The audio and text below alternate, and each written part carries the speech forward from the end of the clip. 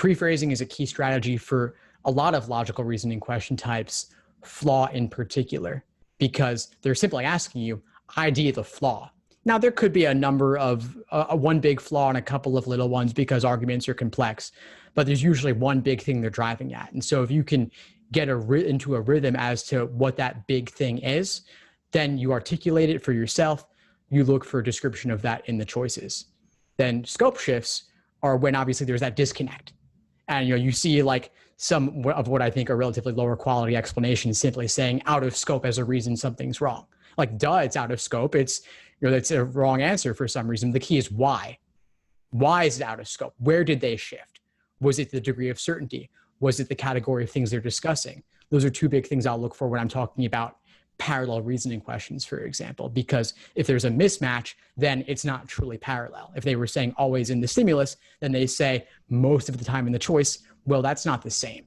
So when you're asking, like, you're getting level 5 LR wrong, there's a million reasons why a level 5 question could be what it is, right? There's a lot of ways they can ramp up the difficulty. So I can't give you one single thing that's going to unlock it for you. Like, you're asking for, like, how do I get perfect on LR? Well, if it were easy and I could summarize it in a sentence, everybody would do it. When people are getting top scores, they're typically getting perfect on games. They're getting, like, if they're getting a 170, they're typically getting -3 on an LR section.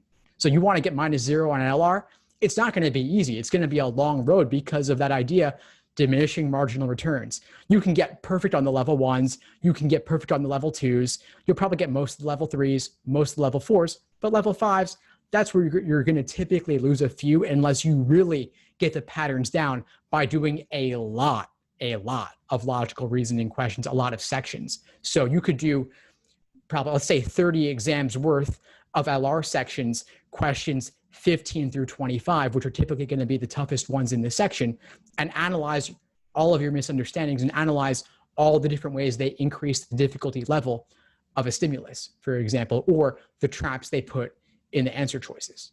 The traps of encouragement towards the wrong answer, traps of discouragement towards away from the right answer. And that's what the Socratic review method's all about, is figuring out which unique trap or traps you're uniquely prone to falling for.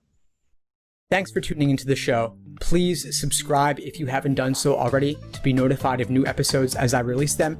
And feel free to reach out if you need anything at all as you move forward with your prep. I'm happy to help however I can. In the meantime, I'll wish you all the best and take care.